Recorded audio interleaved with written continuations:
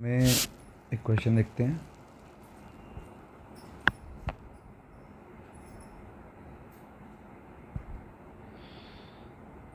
पहला क्वेश्चन ये रहा कि 64 की पावर दे रखा है 1/3। अब एक बात समझ लो, जब 1/3 होता है तो इसका मतलब होता है क्यूब रूट ऑफ 64, जो कि अगर ऐसे देखें तो क्यूब रूट में लिख सकते हैं 4 इंटू 4 इंटू 4। तो 3 4 में से एक 4 आ जाएगा बाहर, तो आपका आंसर हो गया 4। ऐसे ही अगला क्वेश्चन है 27 की पावर -2/3। अब देखो, इसका मतलब ये हुआ कि 1/27 की पावर 2/3, क्योंकि पावर माइनस थी तो नीचे जाके प्लस हो गई, तो ये हो गया 1/27 को आप क्या लिख सकते हो, 3 की पावर 3, और इसका सम था 2/3, तो 3 से 3 कटा, तो ये आ गया 1/3 का स्क्वायर, यानी 1/9। ऐसे ही एक क्वेश्चन ले लेते हैं 64/25 की पावर -3/2। तो अगर आप देखो, ये है 8 का स्क्वायर, ये है 5 का स्क्वायर, और इसकी पावर है -3/2। तो ये 8/5 का होल स्क्वायर की पावर -3/2, तो आ गया 8/5 की पावर -3, यानी कि रेसिप्रोकल करके पावर 3 में लिख दो, तो ये हो गया आपका आंसर। इसी तरह एक और क्वेश्चन देखते हैं 243/32 की पावर -4/5। तो देखो, -4/5 है, उल्टा कर लो, रेसिप्रोकल हो गया, पावर हो गई 4/5। 32 को लिख सकते हो 2 की पावर 5, 243 को लिख सकते हो 3 की पावर 5, इसके ऊपर पावर 4/5, यानी इसका मतलब हो गया 2/3 का पूरे पे 5, और इसके बाद 4/5, 5 से 5 कटा, तो 2/3 की पावर 4, मतलब 2 की पावर 4 और 3 की पावर 4, तो आंसर आ गया 16/81। देख रहे हो कितने सिंपल क्वेश्चन है। ऐसे ही एक और क्वेश्चन देखते हैं 32 -3 है और ये 5 है। आपको पता है जो भी चीज़ रूट के ऊपर वाली पावर होती है उसको आप ऐसे डिनोमिनेटर में लिखते हो, ठीक।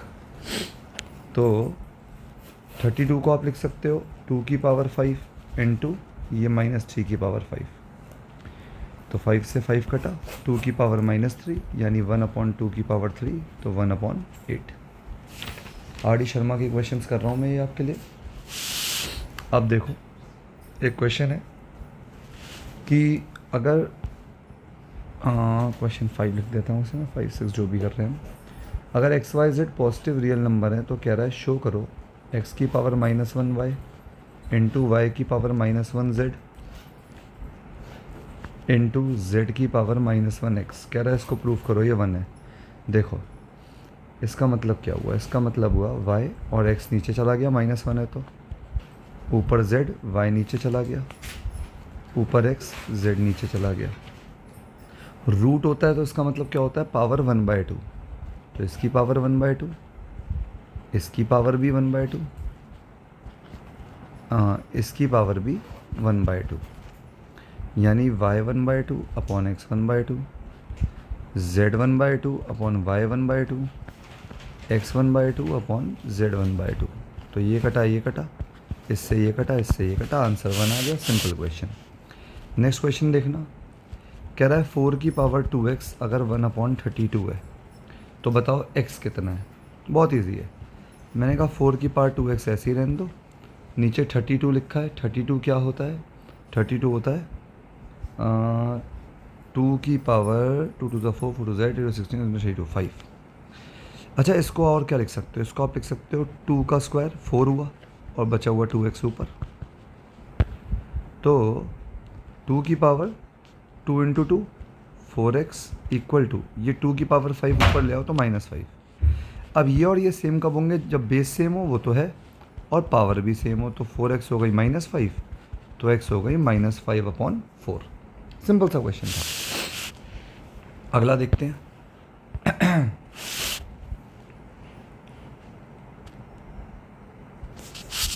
अगला क्वेश्चन देखते हैं। जैसे आपसे वो बोले कि x की पावर -2 y का क्यूब है, आपको सिंप्लीफाई करना है। तो देखो ये बन गया y क्यूब और x स्क्वायर नीचे चला गया क्योंकि -2 था।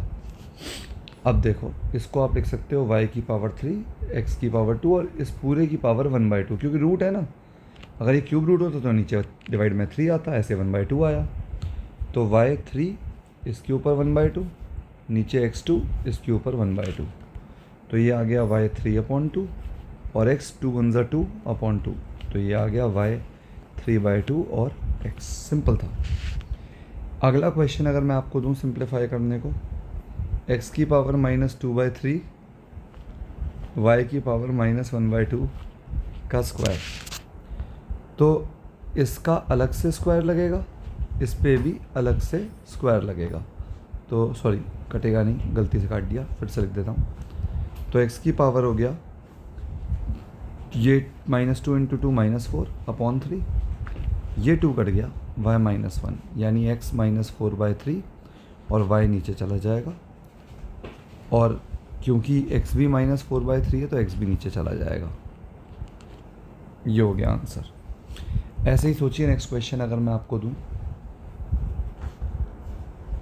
रूट में ये और इस पूरे पे 5। अब मेरी बात समझो, रूट का मतलब होता है डिवाइड बाय 2 और पूरे पे क्या चढ़ा हुआ है 5। तो ये क्या हो गया x की पावर -3 5 -15/2, यानी 1/x 15/2। तो बस सिंपल ऐसा ही है, इसमें कोई बहुत बड़ी बड़ी चीज़ें नहीं हैं। ऐसे ही सोचो अगर मैं क्वेश्चन दे दूं 4 वाला रूट, फिर 3 वाला रूट और यहाँ लिखा है x स्क्वायर, तो इसका मतलब क्या हुआ? क्यूब रूट रहने दो, पहले 4 वाला हटाता हूँ तो 1/4। फिर अब अगर मैं ये रूट 3 वाला हटाता हूँ यानी क्यूब रूट हटाता हूँ तो यहाँ 1/3 और पहले से था 1/4। तो ये क्या हो गया? इसको मल्टीप्लाई करा 2/3 फिर 1/4। अब इसको मल्टीप्लाई करा तो ये कटा x 1/6। ये आ गया आंसर। ऐसे अगला क्वेश्चन देखते हैं। और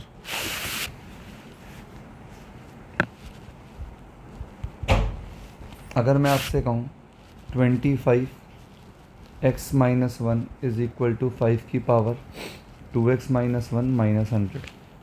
तो देखो 25x - 1 को आप क्या लिख सकते हो?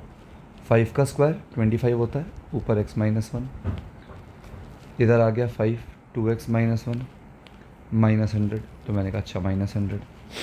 अब उधर वाली साइड को, जो 5 की पावर वाली साइड है, वो लेफ्ट हैंड साइड में ले आओ।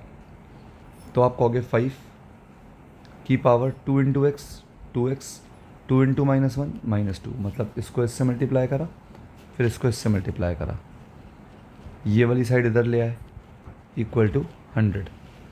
अब आप एक बात देखो,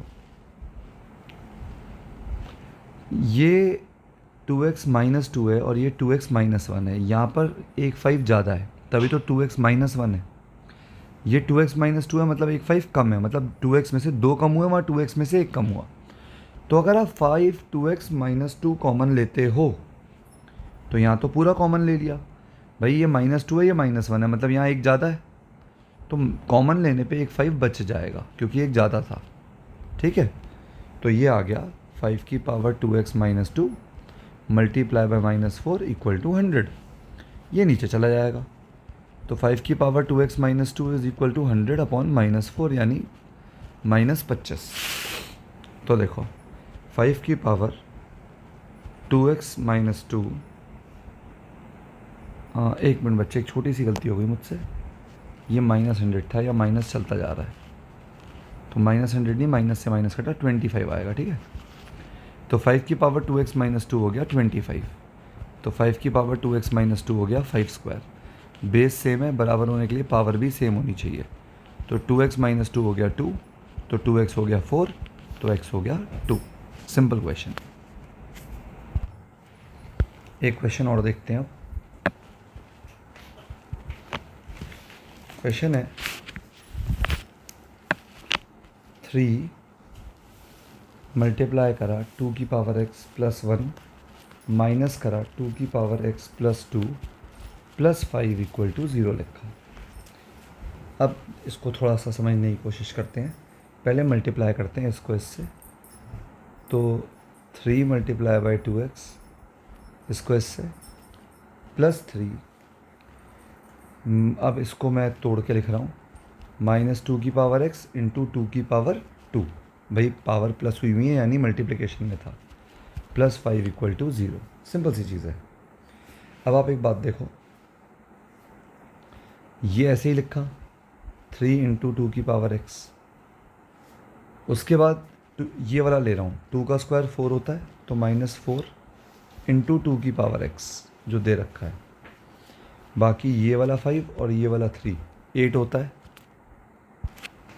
तो 5 और 3 हो गया 8। This is equal to 0। अब आप देखो यहाँ भी 2 की पावर x है, यहाँ भी 2 की पावर x है, 2 की पावर x कॉमन लिया तो ये हुआ 3 माइनस 4 प्लस 8 इक्वल टू 0। तो 2x into minus 1 equal to minus 8 उधर ले गया, तो 2x equal to minus 8 upon minus 1 cut गया, तो 2 की पावर x इक्वल टू 8। तो 2 की पावर x 8 क्या होता है, 2 क्यूब, तो बेस सेम है तो पावर भी सेम होगा तभी इक्वल होगा, तो x इक्वल टू 3। ये था इक्वेशन। आगे बढ़ेंगे। अब देखिए अगला क्वेश्चन जो है वो अगर आपने कर रखा होगा तो ये आप इजीली सोच पाओगे, वरना एग्ज़ाम में पहली बार सोचने में मुश्किल होती है। क्वेश्चन कहता है अगर a की पावर x इक्वल टू है b की पावर y इक्वल टू है c और c की पावर z इक्वल टू है a, तो प्रूफ करिए x multiply by y multiply by z 1 है। ये प्रैक्टिस करके जाओगे तो होगा।